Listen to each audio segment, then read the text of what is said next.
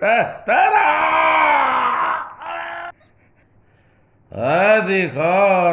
உள்ளவனிடத்தில் அதிகாரம் பறிக்கப்படும். அதிகாரம் உள்ளவனிடத்தில் அதிகாரம் பறிக்கப்படும்.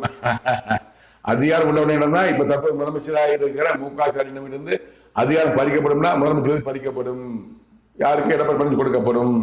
இதே வார்த்தையை 2019 என் தெய்வனாய் கர்த்தர் கடவுள் எடப்பாடி பழனிசாமி பார்த்து சொன்னார். நல்லா பார்த்துக்கோங்க, கடவுள் தான் யாரு முதலமைச்சர் வர வேண்டும் என்பது, யார் பிரதமரா வரணும், யார் அமெரிக்க அதிபரா அரசியல் வரணுங்கிறது கடவுள் முடிவு பண்ணுவாரு என்ன கூறினார். சாதாரணமா நினைக்கிறீங்க நீங்க, அவ்வளவு பெரிய கடவுள் நோட் பேசிக்கொண்டு இருக்கிறார். நான் சாதாரண மனிதன் அல்ல, கடவுள் அனுப்பப்பட்டவர்.